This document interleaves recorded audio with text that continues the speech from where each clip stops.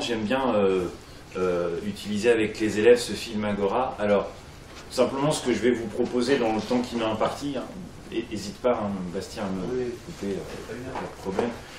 C'est un partage d'expérience. C'est vrai que j'aime bien utiliser le film Agora avec les élèves, parce que il s'ouvre sur un cours de philosophie. Il est très très bien construit. Et souvent, je l'utilise au début d'année avec les élèves. Je le montre, je montre pas d'extrait, je le montre dans l'intégralité. Et puis après, je m'en resserre au cours de l'année avec telle ou telle notion. Parce que je me suis rendu compte qu'il y a à peu près les 3/4 du programme qui peut être traité avec ce film.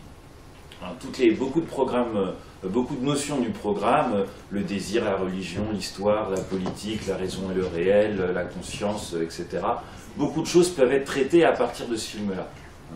Et j'essaie de faire d'une pierre trois coups, pour ainsi dire, hein, donc traiter les notions du programme.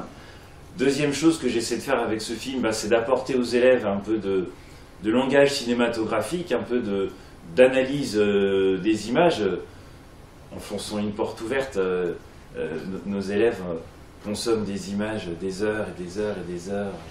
En ce moment, c'est Casa de Papel, visiblement. C'est le truc qui marche bien. Bon, alors ils en parlent, ils regardent des images, mais ils ne savent pas les lire. Alors je leur dis que plutôt que de regarder les images, il faut les lire. Faire, connaître les procédés cinématographiques, qu'est-ce que c'est qu'un plan séquence, qu'est-ce que c'est qu'une focale. Même ces choses-là, en fait, souvent, ils n'ont pas le vocabulaire, la grammaire pour lire les images. Donc j'essaie de leur en apporter un peu. Alors ils le font un peu en histoire, un peu aussi en français, mais des fois ça reste comme un peu flou. Alors j'essaie de leur donner des choses précises et surtout j'essaie de leur montrer à part là que enseigner la philosophie avec le cinéma, c'est pas juste montrer des images pour illustrer des concepts, mais des fois un film, c'est un vrai discours philosophique. C'est-à-dire que le metteur en scène a vraiment fait un travail conceptuel et à travers l'image, il y a des concepts, il y a des problèmes philosophiques qui sont posés. Donc c'est pas que des images qui illustrent, mais c'est des images qui problématisent. Voilà. Et j'essaie vraiment de faire ce décalage-là en disant, l'image elle vient pas simplement avant pour essayer simplement de présenter des notions ou après comme exemple ou illustration, mais ça vient pendant la réflexion pour la susciter et pour voir comment est-ce que dans les images qu'il y a dans le film, il y a des problèmes. Il y a des problèmes autour de ce que c'est que le désir, de ce que c'est que la foi religieuse, de ce que c'est que la religion elle-même, le rapport entre la religion politique, le rapport entre le désir et la religion, le rapport entre l'histoire et la politique, comment toutes ces notions-là sont mêlées, problématisées autour d'un film. Et alors Agora, pour moi, c'est... alors c'est vrai que je l'utilise maintenant, ça fait quelques années, je ne l'utilise pas tout le temps, mais j'ai pas trouvé mieux pour ce que je veux en faire que ce film-là. Donc je voudrais vous présenter simplement la façon dont je l'utilise, comment je l'utilise avec les élèves, comment j'essaie avec eux de décortiquer le film et voilà, de naviguer tout simplement. Alors, je ne sais pas si c'est utile de faire un petit pitch du film, un petit résumé. Alors donc c'est un film historique, on est entre le fin du IVe siècle, début du Ve siècle à Alexandrie. On commence, donc tout le film se situe dans presque un seul endroit, le Sérapéum, donc le temple dédié à Sérapis, divinité hellénistique, et on suit en réalité trois personnages. Le premier personnage, c'est la philosophe Hypatie d'Alexandrie, qui a une recherche philosophique qui se demande en gros comment expliquer la trajectoire des planètes dans le ciel. On suit l'histoire de celui qui au début du film, son esclave, Davus, et qui suit ses cours parce que il est un peu son assistant, et qui est secrètement amoureux d'elle. On suit aussi un autre de ses élèves, Oreste, qui deviendra plus tard le préfet d'Alexandrie. Donc le film se découpe en réalité en deux parties. Vous allez voir que ça a son importance. La première partie, on est vers 391, c'est-à-dire que l'empereur Théodose Ier permet à l'évêque d'Alexandrie, Théophile d'Alexandrie, de saccager la bibliothèque du Sérapéum, où il restait quelques livres de la bibliothèque d'Alexandrie. Donc de saccager le Sérapéum et d'en faire une église. Et donc il y a la philosophe Hypatie et tous ses élèves qui sont là bloqués. Et la deuxième partie, on est quelques années plus tard, entre 1412 et 1415. Alors, là, il y a, bon, évidemment, le film prend quelques libertés historiques, hein, bien sûr, parce que je crois que Théophile meurt en 1412 et Hypatie en 1415, mais les deux événements sont montrés à quelques jours ou semaines d'écart, je crois, dans le film. Bon.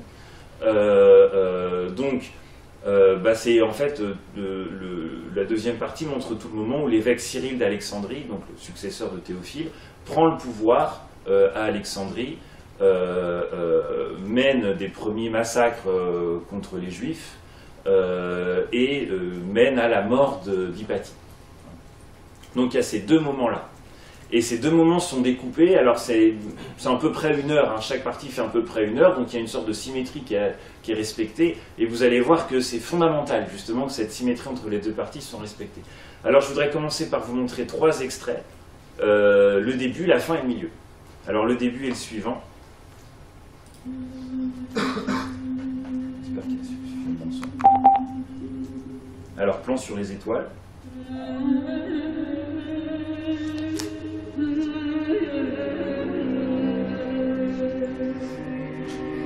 Et ces plans sur les étoiles, ils reviennent régulièrement, ils viennent rythmer le film tout à fait régulièrement. Alors je vais essayer de...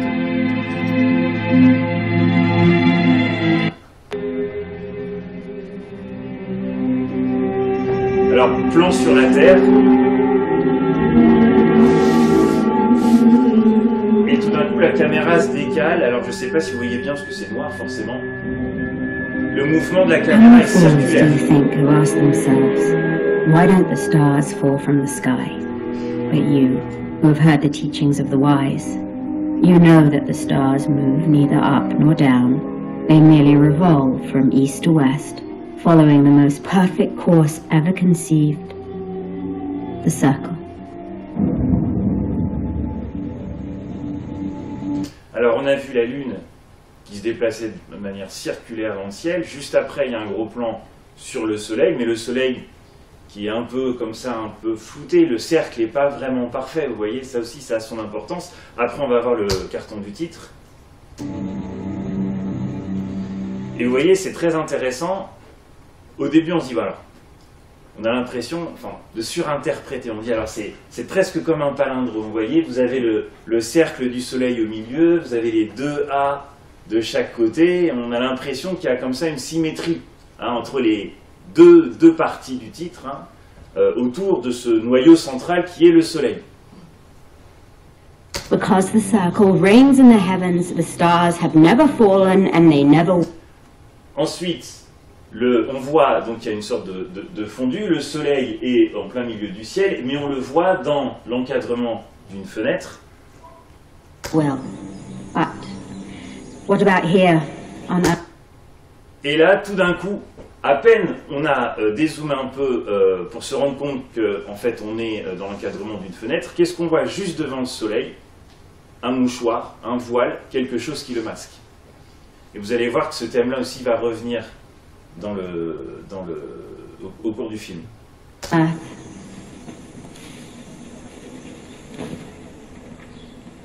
Here, bodies do fall, but their movements are not circular, but linear. Watch again. Watch again. No, leave it. So, what mysterious wonder do you all think might be lurking beneath the earth that would make every single person and animal and object and slave settle there? What might it be? The heaviness, lady. No. Synesius? Their weightiness. No, you're both speaking about the same thing, but you're not talking about the primary cause. Have any of you ever wondered at the thought that your feet are standing on the very center of the cosmos that holds all things together and pulls them together? If there were no center, then the universe would be shapeless, infinite, formless, chaotic. Well, it would make little difference if we were here or there or anywhere, and we'd all be better off never having been born. Et hop, voilà. Donc ça, c'était la scène d'introduction. Et quand on fait attention, ce que je voudrais essayer de voir avec vous, c'est que quand on regarde plan par plan, tout le film est en germe dans cette scène-là. Tous les éléments qui vont être développés après sont déjà tous présents dans cette scène-là, ou presque. Le film, donc cette scène d'introduction, elle finit sur ce plan-là, donc un grand plan sur la bibliothèque du Sérapéum, de face. Vous voyez la statue, on la voit de face avec l'entrée, l'entrée qui est juste devant et la statue qu'on voit de face, d'accord? Alors, ça c'est le début. Alors, je vais revenir sur ce début après. Maintenant, je voudrais vous montrer la fin.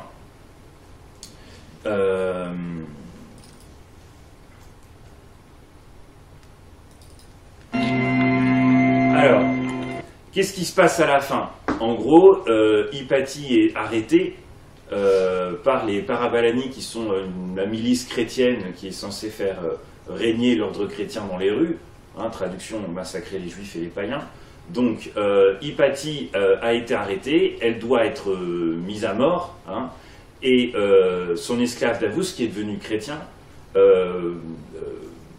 tente de la sauver, entre guillemets, c'est-à-dire, en gros, puisqu'elle doit mourir, au moins qu'elle ne souffre pas, en l'étouffant juste avant qu'elle meure, comme ça au moins, parce que les Parabalani ont décidé de la lapider. Et alors voilà ce qu'on va voir dans cette scène de fin.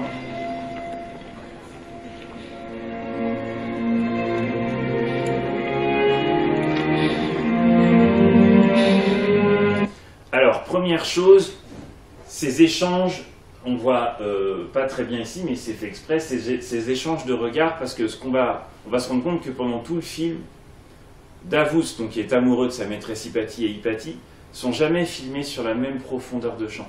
Quand l'un est net, l'autre est flou. Et c'est toujours un peu comme ça. Et là, c'est la même chose. Donc, mais simplement, à la fin, leurs regards vont enfin se croiser. Il y a évidemment des jeux de regard qui sont très importants dans le film. Et là, c'est le premier, l'un des rares plans où on les voit tous les deux face à face, presque d'égal à égal, même si lui, là, est un peu plus grand qu'elle. Au début du film, c'est elle qui est un peu plus grande que lui. Mais ils sont là tout d'un coup nets tous les deux.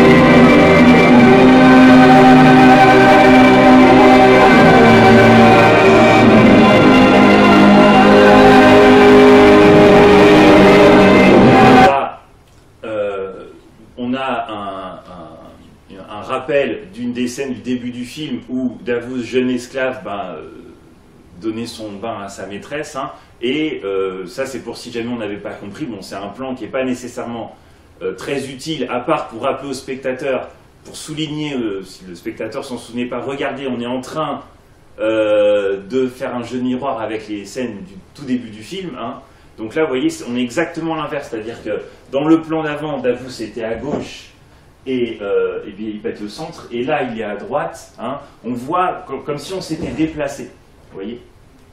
Et alors pareil, elle est floue, lui est net, et quand elle devient nette, lui est flou, ils sont jamais sur la même profondeur de champ.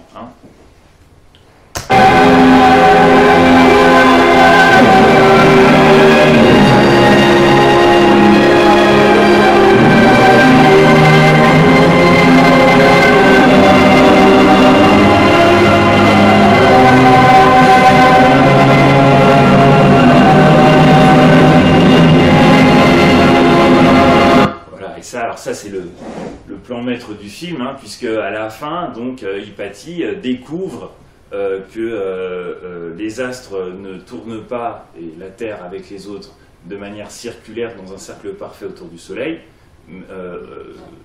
Non, c'est l'inverse, pardon. Que le Soleil ne tourne pas dans un cercle parfait autour de la Terre, mais que la Terre et les autres astres tournent de manière elliptique autour du Soleil. Et donc là, on voit la forme elliptique. Hein. Et ça fait écho avec ce que disait plutôt Hypatie juste un peu avant dans le film, et je vous montrerai tout à l'heure. Et où elle disait justement, on le reverra, hein, j'aimerais pouvoir contempler ne serait-ce qu'un instant la forme véritable des cieux et je mourrais heureuse. Et là, c'est exactement ce qu'elle fait. Elle contemple la forme de l'ellipse.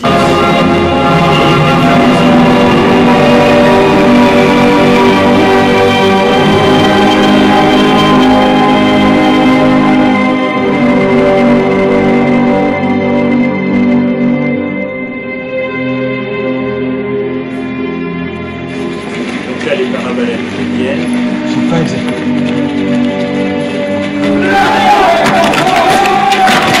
Donc évidemment, hein, il y a une opposition assez franche entre les étudiants au début qui sont habillés avec des vêtements plutôt clairs et là les parabalani qui sont en noir. Hein. Ce que j'aurais trouvé intéressant, donc là on est dans la salle centrale du Sérapéum, hein, donc convertie en église. Ce que j'aurais trouvé intéressant, c'est que ce soit la même salle que la salle de cours du début. Bon, c'est pas le cas.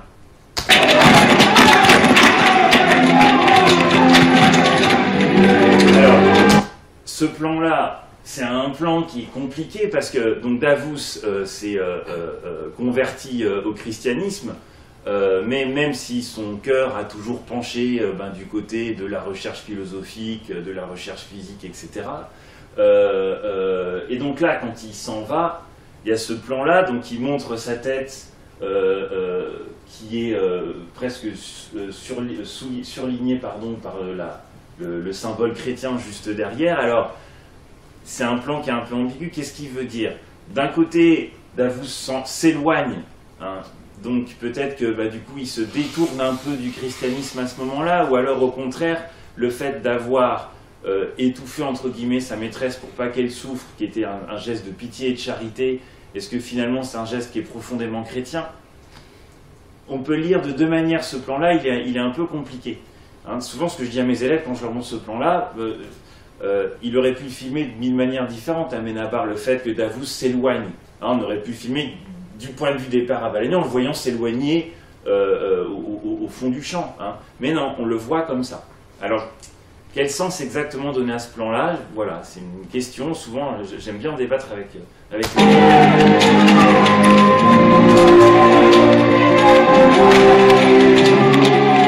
Alors là, on voit l'ellipse de l'autre côté, avec Davus qui s'éloigne.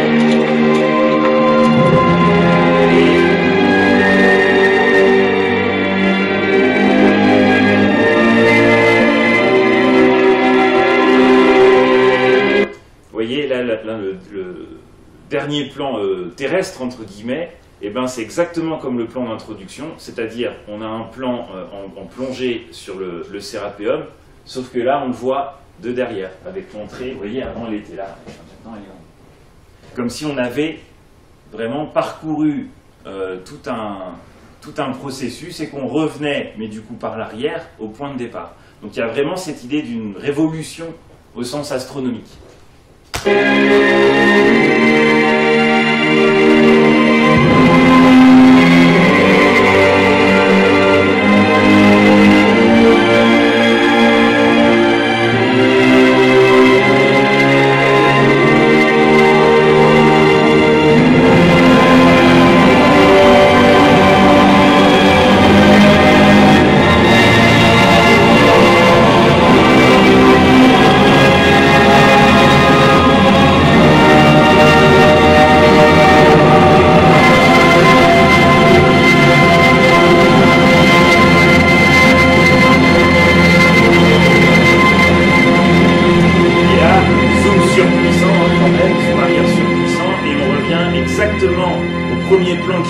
C'est-à-dire un plan de la Terre.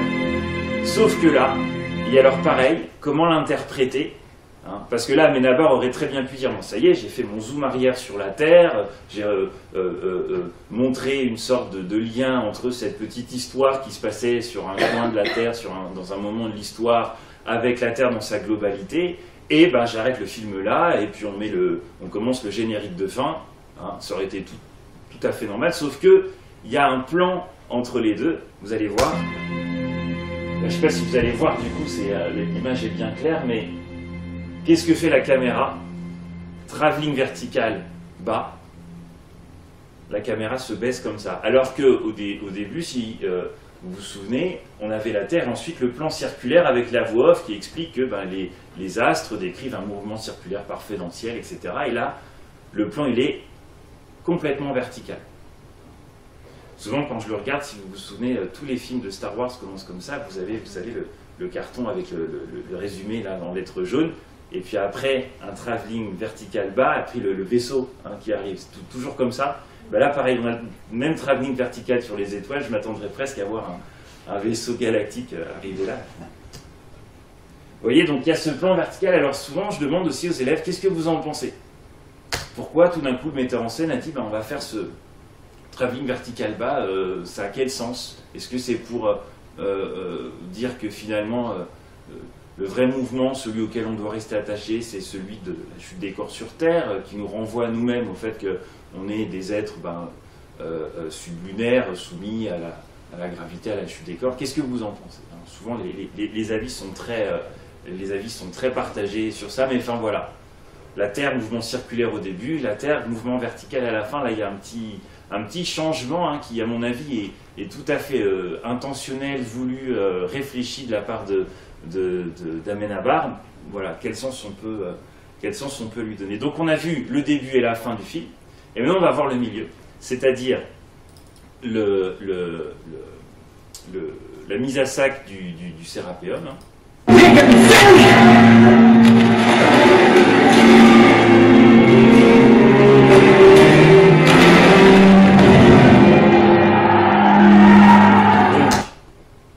Plongé hein, sur le centre du Sérapéum et la bibliothèque, qu'on a déjà vu à une ou deux reprises un peu avant. Donc les chrétiens envahissent la bibliothèque, détruisent tous les parchemins, tous les textes, les traités sur la nature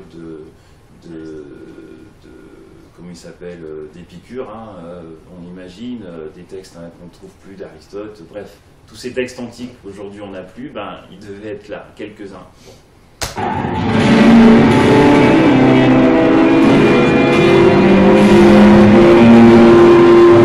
Vous voyez là, la caméra accompagne le mouvement du mobilier hein, et des parchemins à chaque fois, donc on a vraiment l'impression d'une chute hein, très forte. Vous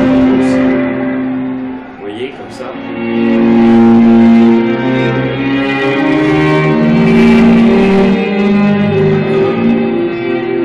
Alors Davos ici, alors ça c'est un plan qui revient presque une dizaine de fois hein, dans le film, c'est-à-dire que vous voyez en premier plan un modèle ptoléméen, c'est-à-dire avec le soleil au milieu, les planètes qui tournent autour et les fameuses épicycles, hein, qui expliquent pourquoi est-ce que les planètes sont tantôt, on les voit tantôt plus proches, tantôt plus loin, hein, quand l'hypothèse de l'ellipse n'était pas encore là, donc pour Ptolémée, le cercle que décrivaient les astres autour du Soleil n'était que le centre d'épicycles, c'est-à-dire de petites révolutions hein, que les planètes faisaient autour. Voilà.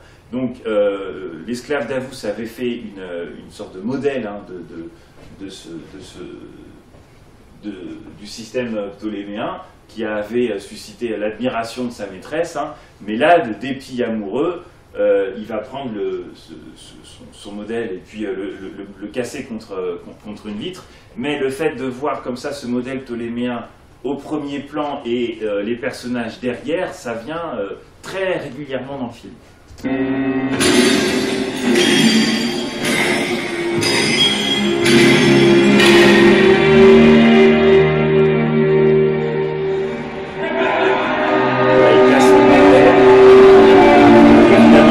Il est filmé à contre-jour, donc il est réduit à une figure sombre, puisque évidemment c'est la rancœur, l'amertume, la violence qui a pris le dessus sur lui à ce moment-là.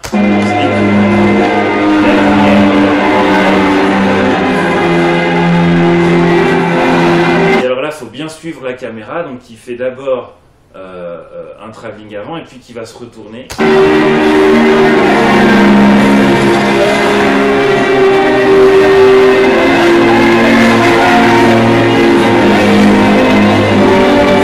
Donc voilà, là on a clairement le cercle jaune, le même qu'on avait dans le carton du début, hein, avec le titre, et la caméra qui va se tourner.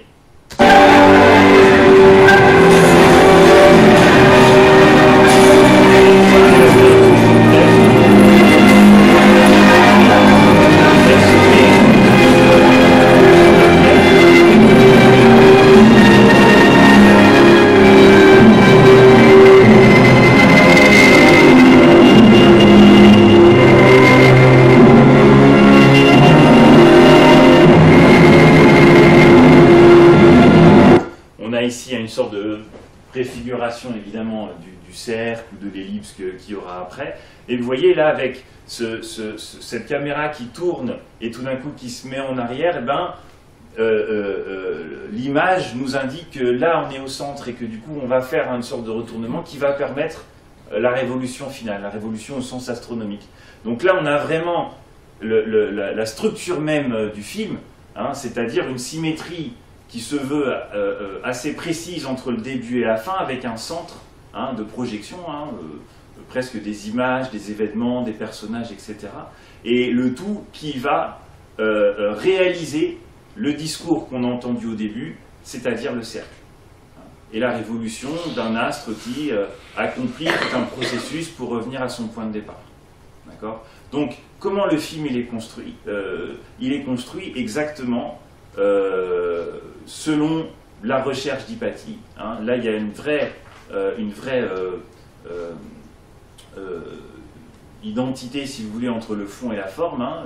Dans le fond, qu'est-ce qu'on cherche ? On cherche à comprendre ce que c'est que ce cercle qu'on voit des astres, hein, qui tournent autour de la Terre. Et le film est construit exactement de la même manière, comme un cercle.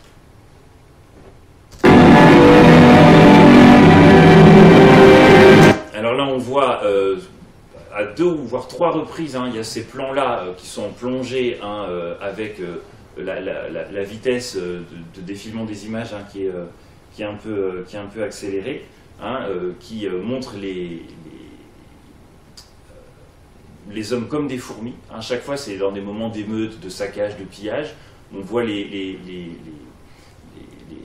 humains comme des fourmis. Et vous voyez, comme ça. Et il y a un plan très exactement, alors je vais vous le montrer, je ne sais pas si j'ai noté ici ouais, en 44-17, alors je vais reprendre mon film, il est là. Vous voyez, juste avant la scène de saccage. Ah non, c'est pas du tout là.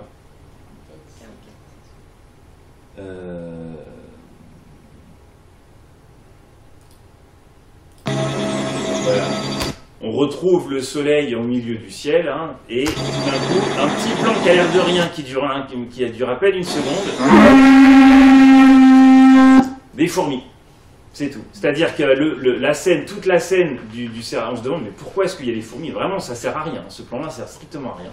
Hein. Pourquoi il y a des fourmis? Parce qu'en fait, le plan commence sur des fourmis et finit sur des fourmis. Enfin, la scène, je veux dire. Voilà.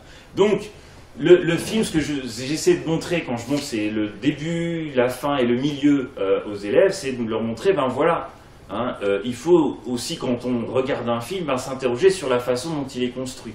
Hein. Et en général, quand le film est réfléchi un petit peu par son metteur en scène, ben, la construction, elle est toujours signifiante. Donc c'est une première chose que je voulais montrer. Alors ensuite, je me sers du film tout au long de l'année, quand je peux, hein, pour montrer comment est-ce que le film a un discours sur des notions, des problèmes classiques en philosophie. Encore une fois, je me réclame explicitement du début du film, hein, puisque ça s'ouvre sur un cours de philosophie. On a très peu des films qui s'ouvrent comme ça sur un cours de philosophie. Hein. Un peu, bon, pas exactement, il n'y a que la voix off, mais un peu le film d'Anthony Mann de 1955 ou 6, je crois, La chute de l'Empire romain, hein, où le film s'ouvre sur une voix off très comme ça professorale qui dit alors comment expliquer que l'Empire romain ait été détruit, ça s'est pas fait tout de suite, il a fallu des siècles, tout un processus, etc. Donc bref, le film s'ouvre sur une question très théorique. Hein. Ça peut ressembler, mais bon, c'est pas aussi net et précis que là. Hein. Alors, au moins donc, plusieurs choses. D'abord, bon, je vous ai parlé de Davus, donc on peut parler de la question du désir hein, chez Davus, c'est-à-dire le désir, c'est-à-dire ce tiraillement, cette torture interne qui nous pousse vers quelque chose qui est à jamais inaccessible, hein, ce mouvement comme ça du désir. Alors, si on revient au début, la relation entre Davus et Hypatie est montrée, ou dit, l'impossibilité justement de relation entre Davus et Hypatie est montrée en 2-3 plans dès le début du film. Vous avez déjà vu ces plans-là. All things. Donc là, vous voyez que déjà, pareil, hein, Hypatie, le point focal, hein, la netteté est faite sur Hypatie alors que Davus est flou. Davus regarde en bas, en fait on verra qu'il regarde ses pieds, hein. Il y a une fascination Davus pour les pieds de sa maîtresse qui revient dans le film. Bon. Donc là il y a déjà cet écart hein, de la profondeur de champ qui est présenté entre les deux personnages, et il y aura toujours cet écart entre eux, à part à la fin du film et à un autre moment au milieu. Together and pulls them together. Voilà, là encore, on le voit lui, avec donc normalement là, cette impossibilité de la rencontre, elle est déjà tout entière exprimée dans cette mise au point sur Davus qui rend Hypatie floue. If there were no center, then the universe would be shapeless, infinite, formless, chaotic. Juste avant, quand il ramasse le... Voilà. No, leave it, leave it. So, Non, c'est pas là, c'était juste avant. heavens, the stars have never fallen and they never will. But what about here on Earth?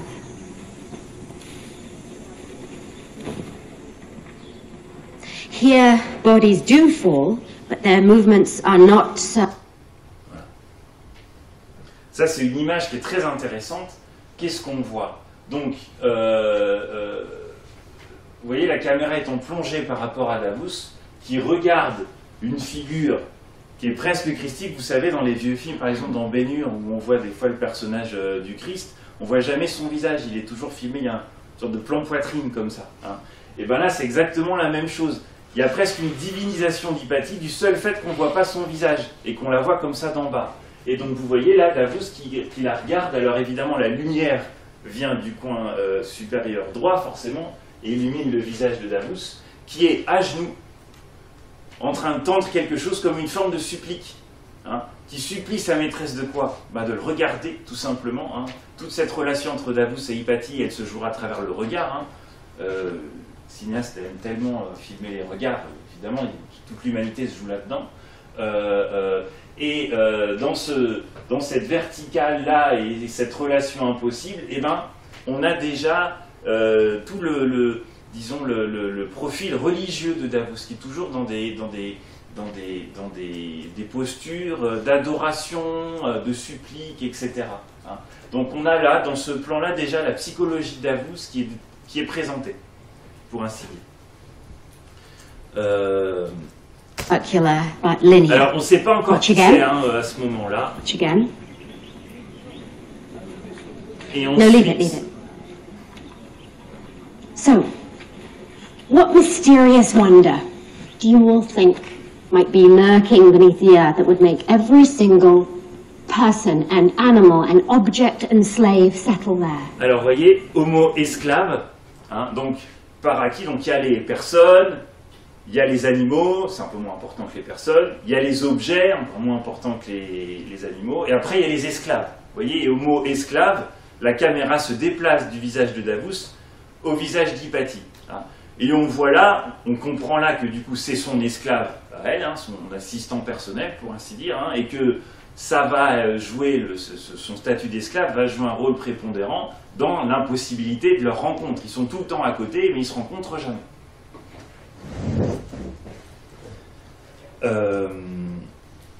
Alors il y a la scène de la douche dont on a vu l'extrait, où justement Davos donne le bain à sa maîtresse, mais elle qui regarde toujours dans le flou, dans l'horizon, qui ne le regarde jamais lui directement, hein, et c'est de cette impossibilité d'échange du regard dont Davos souffre énormément.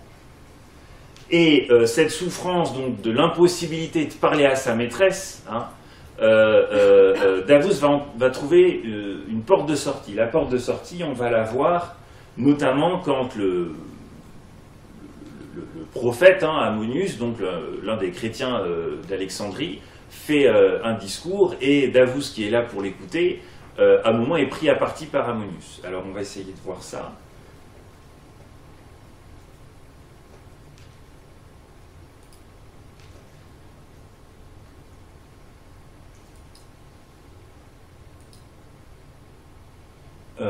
C'est juste un peu avant. Ah. Alors, vous voyez, bon, je vais vous montrer juste 3 secondes avant. Parce que là, même Davos, qui est perdu au milieu d'une foule, donc qui est censé être invisible, il est immédiatement repéré par Ammonius. Men do you nod your head like sheep?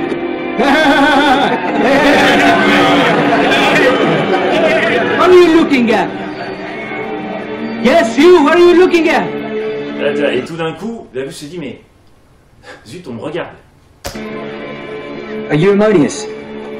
The man who performed the miracle? Do you want to see a miracle? Are you the one? I am. Come with me.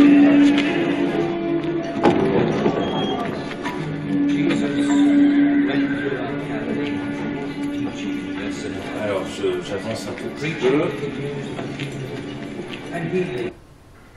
Anna? Regardez, là, tout d'un coup, pour la première fois, donc on est à presque 20 minutes de film, pour la première fois, Davos est filmé dans le même cadre qu'un personnage, à la même profondeur de champ.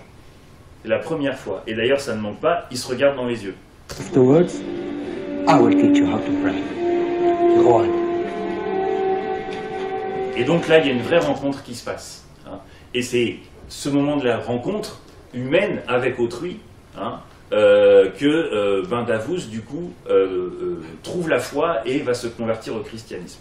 Dans cet échange de regards, vous avez là le regard du mendiant, hein, et il y a ensuite toute une galerie de portraits qui me font fortement penser, je pense que c'est un hommage d'Amenabar au film L'Évangile selon saint Matthieu de Pasolini, hein. Il y a aussi des galeries de portraits, de visages, de regards avec une intensité follement exceptionnelle, hein, qui sont filmés chez Pasolini.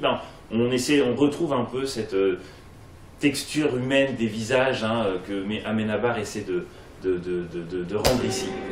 The Lord be with you. Bless you. See? That is the miracle. Donc il y a vraiment comme ça une sorte d'échange de regards, et donc là, tout d'un coup, il y a une humanité qui se trouve. L'humanité, la rencontre avec autrui que Davos n'a jamais trouvé avec Hypatie. D'ailleurs, Hypatie dira après dans le film, j'ai pas de mari, j'ai pas d'amis, j'ai un chien, mais je suis toute seule en fait. Je suis toute seule avec ma recherche philosophique qui a pris possession de moi. Donc voilà, vous voyez là, c'est ce problème donc du cadrage de Davos qui est jamais cadré avec d'autres gens sur la même profondeur, c'est-à-dire qui est toujours cadré comme quelqu'un qui est rejeté, hein. Et du coup, la rencontre avec autrui, la fin de ce rejet, enfin, est simplement montrée de la manière la plus simple qui soit par Amenabar, par le fait que deux personnages sont filmés ensemble dans un même cadre, avec une même profondeur de champ. Alors évidemment, avec tout ce que ça peut susciter d'interrogations sur la notion de religion, bien sûr, hein. Est-ce que la religion, c'est la relation simplement d'un homme avec une transcendance, et des hommes entre eux dans une immanence? Et donc c'est tout ce type d'interrogation-là, hein, qui peut être suscité simplement avec ces images. Hein. Encore une fois, hein, si un film, c'est pas simplement des illustrations, mais c'est un vrai discours, là, quel est le discours d'Amenabar, hein? Alors il y a plusieurs étapes, hein, mais dans son premier discours, la religion, c'est d'abord, hein, la rencontre avec autrui, c'est d'abord une relation forte, hein, d'hommes entre eux. Et on va voir que justement ensuite la religion, c'est aussi enfin, elle peut, disons, se dissoudre dans l'exploitation politique ensuite. Ensuite, autre point intéressant, c'est justement la prière de Davus. Alors là, on va le voir. Vous voyez, alors ça, c'est un plan très intéressant. Donc, Oreste, qu'on a vu au début, hein, qui répondait à Hypatie, est en réalité amoureux d'elle. Enfin, il pense être amoureux d'elle. Hein, il a le béguin pour elle, en tout cas. Et il voudrait qu'elle devienne sa femme, etc. Donc elle le rejette un peu en disant j'ai autre chose à faire, je fais de la philosophie, j'ai pas le temps de me marier. Bon. Et pendant que Hypatie est censée réfléchir à la demande en mariage d'Oreste, hein, Davus, qui lui sait très bien ce qui se passe, qui dévorait de jalousie contre Oreste, qui lui est un aristocrate, qui lui a la possibilité de se marier, de devenir quelqu'un. Alors là, Davus prie. Il prie, et c'est la seule fois d'ailleurs dans le film où il va parler d'Hypatie, où il va dire son nom, où il va dire quelque chose. La grande différence entre le désir, l'amour-passion de Davus et le désir absolu, passionné aussi, parce que c'est deux passions, la passion de l'amour chez Davus, la passion de la quête de la vérité chez Hypatie. Hein. Hypatie, elle en parle à longueur de film, elle en parle de sa recherche, est-ce que le cercle, est-ce que la Terre, est-ce que le Soleil, est-ce que l'ellipse, etc. Davus n'en parle jamais, il n'y a aucun mot.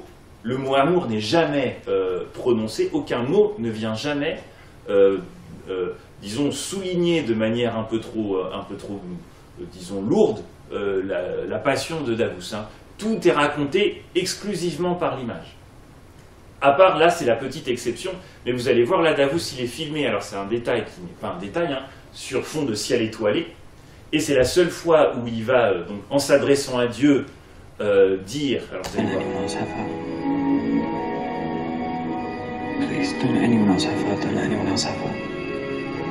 Don't let anyone else have her, don't let anyone else have her, don't let anyone else have her, don't let anyone else have her, don't let anyone else have her.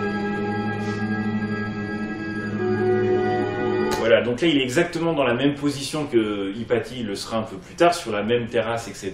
Donc là il prie en disant, bah, j'espère que Hypatie va rejeter la demande d'Oreste. Effectivement, ce qui va se passer, hein, elle va rejeter la demande d'Oreste de la manière la plus singulière qui soit. Elle va lui rendre, alors, Oreste lui a dit, j'ai trouvé mon équilibre, mon harmonie chez ma maîtresse Hypatie, donc il a demandé publiquement en mariage, et donc le lendemain matin, Hypatie lui répond, en lui donnant le même mouchoir, exactement le même mouchoir qui voilait le soleil juste avant.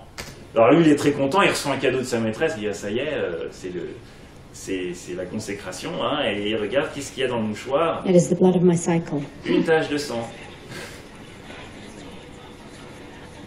Orestes, you say that you have found harmony in me. Well, I am suggesting that you look elsewhere because I think that there is little harmony or beauty in that. Voilà. Donc évidemment, Oreste donc, se fait rejeter de cette manière-là, hein, et dont on reparlera ensuite dans le cours du film. Hein, pour Davus, Dieu a entendu sa prière. Le miracle existe, hein, et donc sa conversion s'achève à ce moment-là.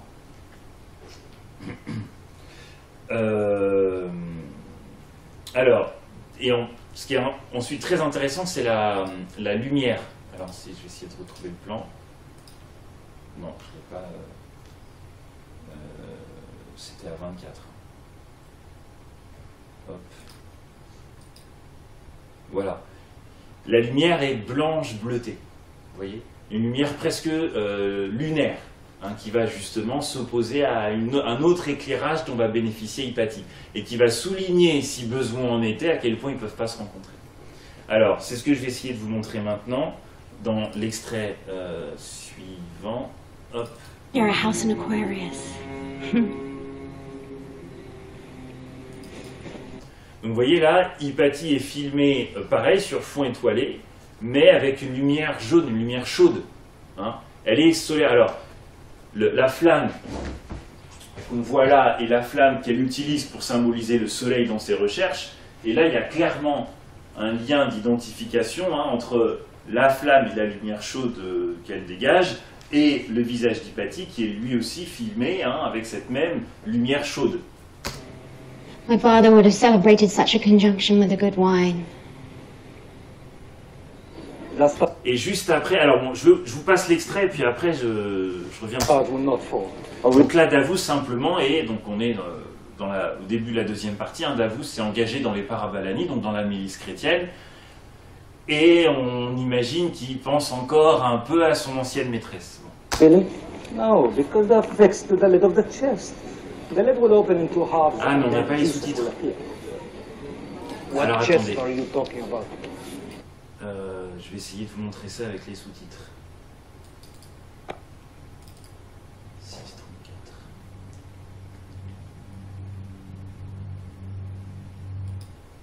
6.34. The stars will not fall. Oh, really? No, because they're fixed to the lid of the chest. The lid will open in two halves and then Jesus will appear. What chest are you talking about? Don't you know that the universe is a gigantic chest? Heaven is the lid on top, and the earth a ground lid. They haven't told this fool that the earth is round. The earth is flat. Your head is flat. Read the scriptures. If the earth is round, why don't the people at the bottom fall off? Huh? Eh oui. And what about the ones on the sides? Why don't they slide off? Think about that. Un argument de taille. Hein. Davis knows. Hey, brother, what do you say? Is the earth flat or round? Only God knows those things. Voilà. Alors, je trouve cette scène d'une simplicité, d'une beauté assez fabuleuse. Alors, peut-être ce sera plus facile d'y revenir. You're a avec house in cet extrait. Aquarius. Alors, My on a father le would have plan sur celebrated l'Hypatie, such a d'accord? conjunction Donc, with a good wine. lumière chaude, comme je viens de le dire, etc. Juste après, Davos. Alors, comment il est filmé? Alors, pareil. Au premier plan, il est net, et ses collègues, ils sont dans le fond, ils sont flous. Donc on sait depuis le début, hein, Amenabar il nous dit, voilà, quand il y a la profondeur de champ, ça veut dire que il y a une impossibilité de rencontre. Pourtant, Davos, il est censé être avec les Parabalani. Or là, clairement, il est isolé vis-à-vis d'eux. Hein. The stars will not fall. Oh, really? No, because they're fixed to the lid of the chest. The lid Et là, si jamais on n'avait pas compris qu'il était isolé, Amenabar il souligne le truc en disant, regardez, ils sont tous sur les marches et lui, il est à côté. Pareil, est-ce que ce plan, il souligne vraiment si jamais on n'avait pas compris, mais bon, voilà. will open in two halves and then Jesus will appear. What chest are you talking about? Don't you know that the universe is a gigantic chest? Heaven is the lid on top, and the earth a ground lid. They haven't told this fool. Donc là, pareil, pendant que le débat fait rage autour, Davos, lui, il est excentré. Hein. Alors évidemment, le débat se passe à peine une minute après qu'on ait vu Hypatie avec son esclave / assistant Aspasius en train d'avoir un dialogue, un échange bien plus élevé sur le mouvement des astres, hein, que est-ce que c'est juste un grand coffre ou une grande armoire ou pas. That the earth is round. The earth is flat. Et tout d'un coup, voilà, il se retourne vers eux, parce que lui, il a eu des semestres hein, de cours de philosophie, donc il a quand même quelques idées là-dessus. Alors il les regarde et vous voyez, donc il est filmé sur fond de ciel étoilé, et on voit simplement son visage comme ça de 3/4, un peu éclairé, avec cette lumière bleue, hein, presque lunaire pour ainsi dire. On voit presque un croissant de lune, alors que Hypatie était, elle, filmée de face, avec cette lumière chaude, bon. Your head is flat. Read the scriptures. Alors, il est évidemment halluciné hein, par la bêtise de ses collègues. The earth is round. Why don't the people at the bottom fall off? Huh? And what about the ones on the sides? Why don't they slide off? Think about that. Davis knows. Hey, brother, what do you say? Alors là, pareil, quand il est filmé sur fond de ciel, alors, sachant qu'Hypatie elle-même était filmée de la même manière, c'est-à-dire que tous les deux regardent la même chose, c'est-à-dire regardent le ciel et ce ciel qui symbolise, qui incarne la recherche de vérité, qu'est-ce que c'est que le monde, quel est le sens de l'existence de l'homme, est-ce s'il est au centre, s'il n'est pas au centre de l'univers, qu'est-ce que ça change pour lui, bref, toute cette quête d'harmonie, en gros. Et bien Davos, quand il regarde le ciel, quand il est filmé sur fond de ciel, ce qu'on nous indique, c'est qu'il est dans cette quête de recherche d'harmonie. Et donc là, on lui demande son avis et on voit Davos qui est renvoyé à cette question-là. Est-ce que la Terre est ronde? Est-ce qu'elle tourne autour du Soleil, etc. C'est des questions qui portent aussi. Mais ces questions renvoient évidemment à Hypatie, donc renvoient à son amour impossible. Is the earth flat or round? Et là, vous voyez, il regarde, donc, on a l'impression qu'il va répondre, qu'il va se remettre dans ces recherches dans lesquelles il était un peu avant. Et juste après, il est refilmé donc de l'autre côté, avec les Parabalani, donc ils retombent de leur côté, pour ainsi dire, il était dans le ciel, il retombe sur terre, lui avec les marches, etc. derrière, et il répond, God knows those things. voilà, seul Dieu peut savoir ces choses-là. Donc vous voyez là, dans cette opposition des deux faces de Davos, le Davos amer, déçu, cherchant sa place avec les Parabalani, et le Davos seul, contemplant les étoiles, aspirant à l'amour de sa maîtresse. Vous voyez, il y a deux faces dans ce personnage-là, et les deux faces sont opposées, simplement dans une sorte de chant contre chant de Davos avec lui-même, filmé à droite ici, puis à gauche quand il regarde les étoiles. Vous voyez, il y a vraiment cette opposition. Quand il regardait les étoiles, il regardait comme ça, là il regarde comme ça, il était en haut, là il est en bas. Il y a vraiment une opposition tout à fait nette de ces deux faces de ce personnage-là.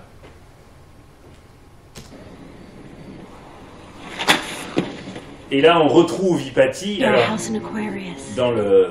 qui presque réagit dans la façon dont elle jette rageusement ses papiers. Alors évidemment, elle pense tout à fait à autre chose, mais dans le montage, on a l'impression qu'elle réagit, qu'elle a presque un mouvement d'humeur face à l'aveu d'échec de son ancien esclave.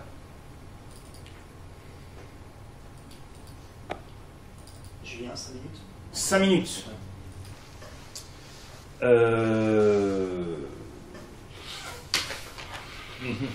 Qu'est-ce que je vais bien pouvoir vous montrer en 5 minutes? Simplement, quelques passages, quelques moments sur la quête de vérité aussi d'Hypatie, justement. Alors, je m'en sers parfois, et surtout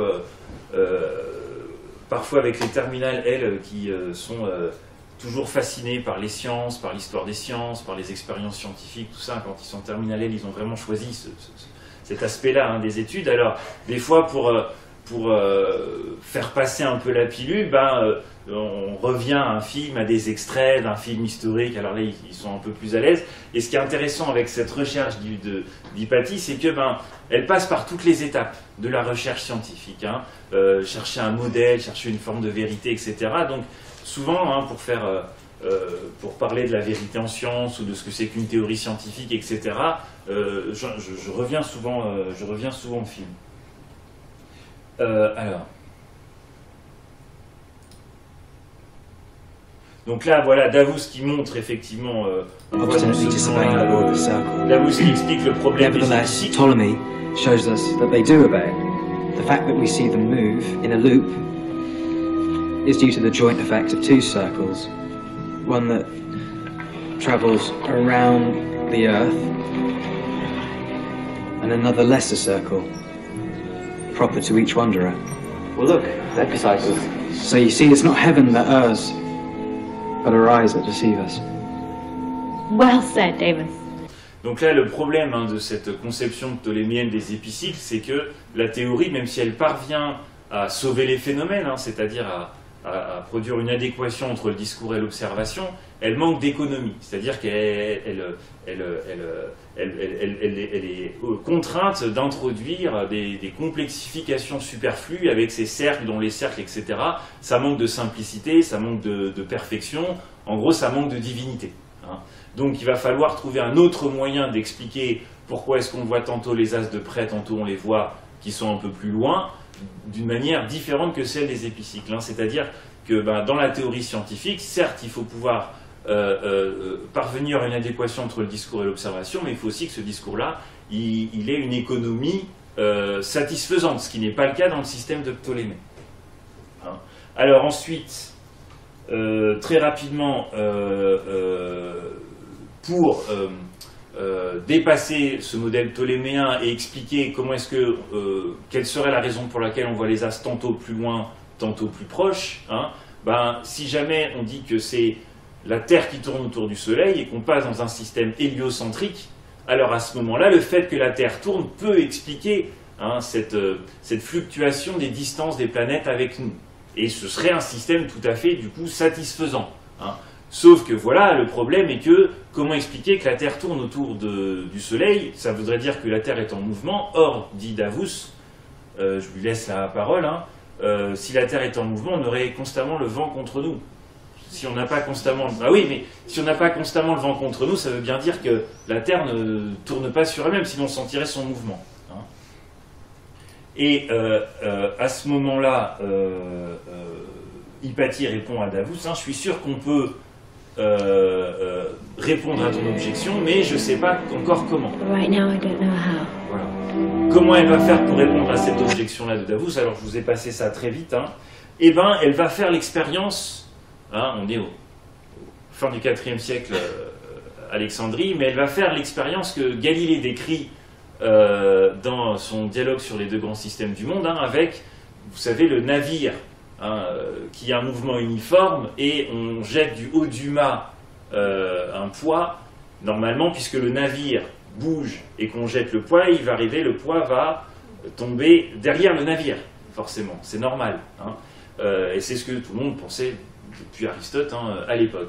Et Hypatie va faire cette expérience-là, qui va pouvoir réfuter exactement, là elle dit, on peut réfuter ton argument, mais je ne sais pas comment, et elle va le trouver, donc juste après.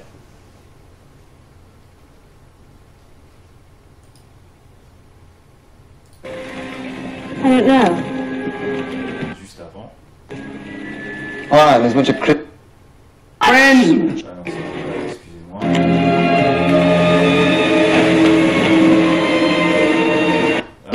Moving around the sun without us realizing. Ah, Aristarchus. Why do you torment yourself with that, lady? Ptolemy's not perfect, but it works. Orestes, but you were the one who... Well, a few years ago you weren't so pragmatic, prefect. Well, a few years ago I talked first and thought later. Bon, tant pis. Simplement, voilà, donc ils sont sur le bateau et le sac tombe exactement au pied du mât. Hein, et donc ça prouve bien que l'argument selon lequel... Enfin, les arguments contre le mouvement de la Terre, hein,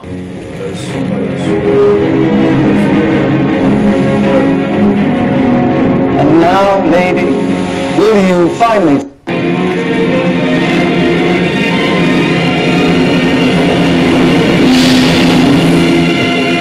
Donc, vous voyez la façon dont la caméra ne suit pas exactement le bateau, donc on a vraiment l'impression, surtout de droite à gauche comme ça, on a vraiment l'impression que le bateau bouge. Hein, on a l'impression que le bateau va quitter le plan et on voudrait que le mouvement du sac soit uniforme, alors que le sac bouge avec le bateau, forcément. Yes! Well, you were wrong! Yes, but this is the definitive proof. It's definitive. The sack behaved as if the boat was stationary. What does that mean? I don't know. Alors elle va dire ça très souvent dans le film, je sais pas. Alors souvent je montre ça aussi, et puis je finirai sur cet extrait-là, hein, sur une des définitions de la recherche philosophique. Quand on recherche quelque chose, on ne présuppose pas ce qu'on recherche, c'est-à-dire qu'on avance à l'aveugle, et souvent on ne sait pas ce qu'on trouve, on ne sait pas quel sens ça peut avoir, etc. Alors, donc dernier extrait.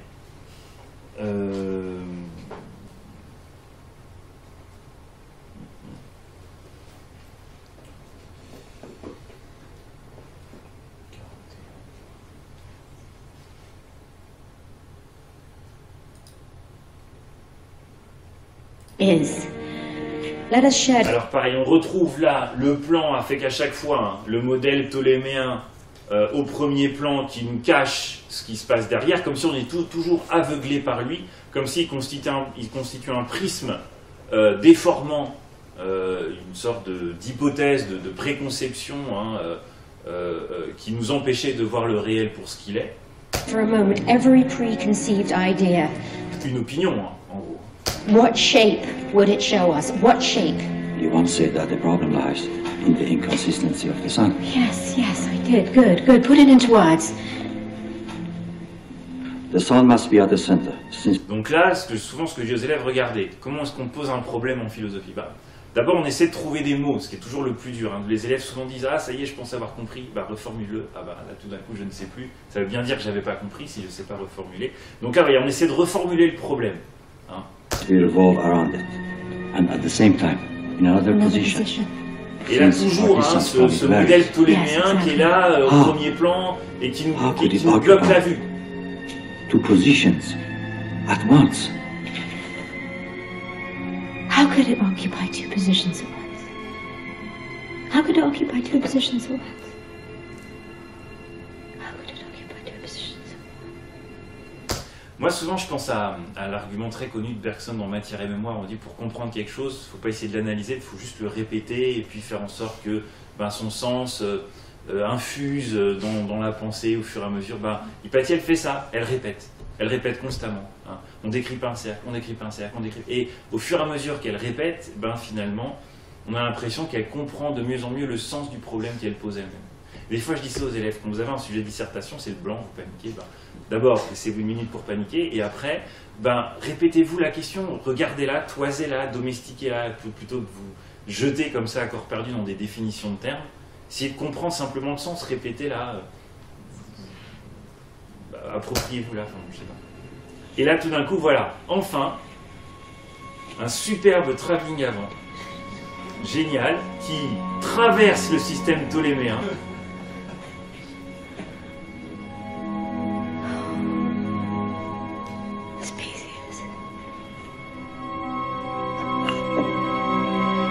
Et on retourne aux antipodes d'Apollonius, et là, petit déplacement de caméra, petit travelling, hop, ellipse. Voilà, déplacement de point de vue. Qu'est-ce que c'était que le film Agora, en réalité? Et puis je peux finir là, si on n'a plus de temps. C'est simplement la façon dont Hypatie, vous voyez, Hypatie a commencé son film en disant « Nous décrivons un cercle ». Enfin, le mouvement des astres est un mouvement divin, parfait, circulaire, donc c'est un cercle. Et c'est tout. Et elle commence par affirmer cette croyance-là. Et tout le film va, de son point de vue, elle, se réduire finalement en un combat contre elle-même pour laisser de côté cette croyance, pour laisser de côté cette opinion, et enfin trouver, au-delà de son opinion, donc d'où ce fameux travelling qui transperce, pire encore que dans si vous voyez de quoi je veux parler, l'immense travelling avant dans les derniers hommes de Murnau, où on a cet immense travelling qui a l'impression qu'il nous aspire comme ça. Là, il apparaît ce travelling qui nous aspire, qui traverse le système ptoléméen. On a là enfin Hypatie qui arrive à laisser ses opinions, à laisser ses croyances derrière elle, à se battre contre elle-même pour enfin trouver la vérité, où elle dira je serais heureuse si je peux voir la vérité enfin, ne serait-ce qu'une fois avant de mourir, et c'est bien ce qu'elle fera à la fin, et cette vérité, elle la trouve à ce moment-là, où elle arrive à décentrer avec ce mouvement de caméra, ce travelling, elle arrive à décentrer sa conception, sa vision des choses, pour enfin voir l'ellipse. Yes, there, and then the other one here, keeping the same proportion. Je vais t'en montrer Good, la very fin. good. Now tie this end to that torch.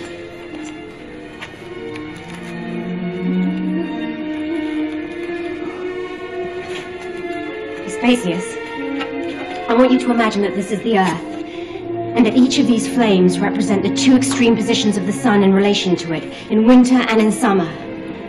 What would happen if... Elle est toujours filmée sur fond de ciel étoilé, c'est une constante, presque comme un rappel constant. Quand on est filmé sur fond de ciel étoilé, ça veut dire qu'on est dans telle disposition d'esprit, on est dans telle recherche, ça symbolise quelque chose.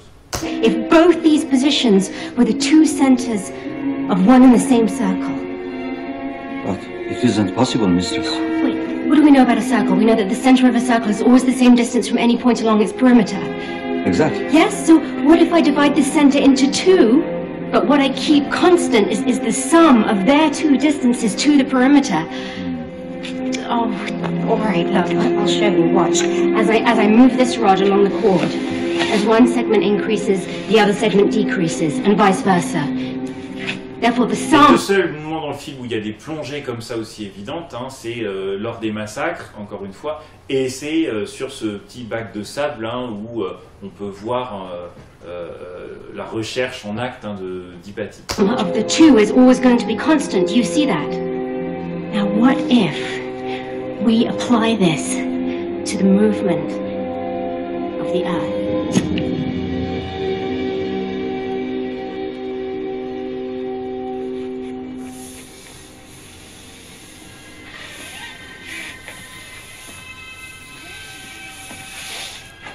What figure Alors la musique dramatisée will dans we obtain? An ellipse with a sun at one of its foci. Because Donc voilà, là on avait encore cette plongée, la première fois qu'on voit l'ellipse, hein. Et alors cette plongée, elle répond à ces plans sur la Terre au début, à la fin, on a l'impression comme ça d'un spectateur presque surplombant l'action, hein, voyant tout de haut, comme le point de vue divin ou un point de vue transcendant, sauf que le point de vue transcendant, bah, c'est celui du spectateur, c'est ça qui est très intéressant. Et ce point de vue, on le voit alors à deux moments qui se répondent encore, hein, à 21, quand on voit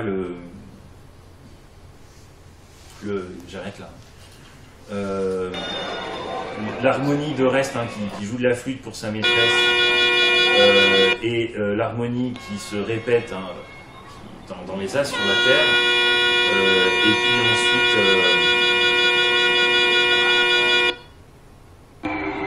voilà, quand il y a le bruit des massacres aussi, on voit le ciel étoilé. Puis on a chaque fois comme ça l'impression que les événements qui se passent de manière tout à fait particulière dans certaines existences humaines résonnent, ont un écho dans les astres, dans l'éternité, dans la transcendance. Et on a toujours comme ça ce souci de la transcendance hein, qui rythme le film. Bon, on pourrait dire plein de choses sur la religion, sur la politique. Ce film, hein, il regorge de références pour étudier toutes les notions du programme. Hein.